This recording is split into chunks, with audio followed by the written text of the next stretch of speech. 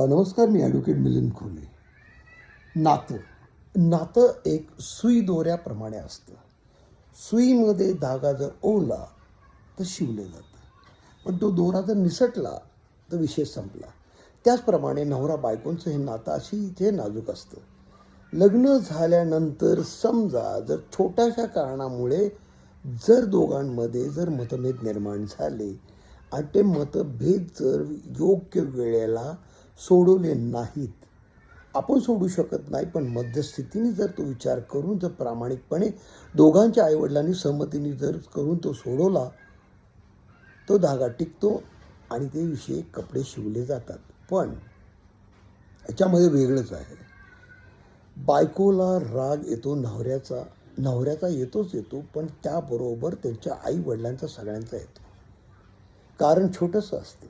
घरातलं जर भांडं जर उमराटाच्या बाहेर गेलं तर पब्लिक इश्यू होतं. त्याच वेळेला ही गोष्ट चालू होते.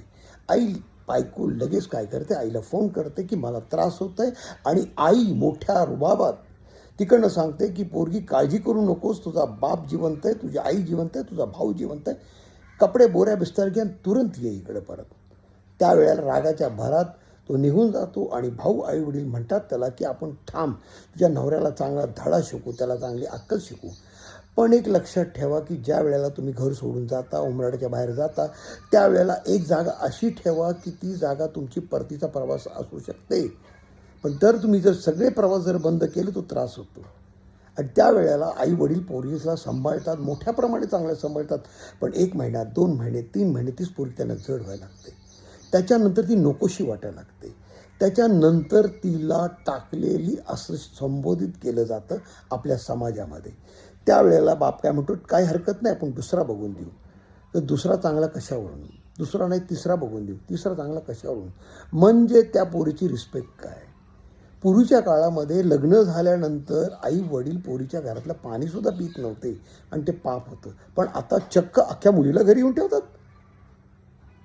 आणि मुलगी तिथं राहूनसुद्धा ते गप्प बसत नाही. ती फक्त नवऱ्याला नाही, तिच्या आईवडिलांना, त्याच्या बहिणीला, त्यांच्या सगळ्यांना कोर्टात खेचायचा प्रयत्न करते. पण कोर्टाचा निर्णय लवकर लागत नाही, वेळ जातो. आणि हा वेळाकारणामध्ये, आणि तो काही क्रिमिनल गुन्हा नाही आहे, तो सिव्हिल केस आहे. त्याच्यामुळे ह्याच्यामध्ये कुठला अटकपणा हे म्हणा होऊ शकत नाही. फक्त पोटगी, आणि पोटगी मिळाली की आनंद होतो. वा, नवऱ्याकडनं आपल्याला पोटगी मिळाली, आणि तेच पैसे घेऊन तुम्ही खर्च करणार, तुझे आईवडील खर्च करणार. आज 10,000 आले, आज 5,000, दर महिन्याला पैसे येत आहेत. पण ते किती दिवस टिकणार आहेत, किती दिवस ते टिकणार आहेत. पण एक वेळ अशी येते की ती पोरगी आईवडिलांना जड होते, आणि त्यावेळेला तिच्या लक्षात येतं की आपण ह्या गोष्टी किती मोठ्या चुका केल्या. श्रीमंत असो गरिबाचा असो, पण हे नेहमी सगळीकडे घडतं. आणि त्याच वेळेला जर हा विचार का नाही करत की समजा या सगळ्या गोष्टी सोडून आपल्या नवऱ्याबरोबर सुंदर नटून तटून, डोक्यामध्ये सिंदूर टाकून, गजरा टाकून, छानपैकी सुंदर डबल सीट 2 व्हीलरवरती जाऊन आपलं लाईफ जे छोटंसं आहे त्याच्यामध्ये मजा करायचं. म्हणून कारण नसताना त्रास देणं आणि कारण नसताना त्रास सहन करून घेणं हा फार मोठा गुन्हा आहे. पण पोरींना सांगण्याचं एक तात्पर्य आहे की लग्न झाल्यानंतर कुठलाही परिस्थिती असो, तर नवरा कसाही असो, नवऱ्याचं घर सोडू नका. नाहीतर ना तळ्यात ना मळ्यात, हे लक्षात ठेवा.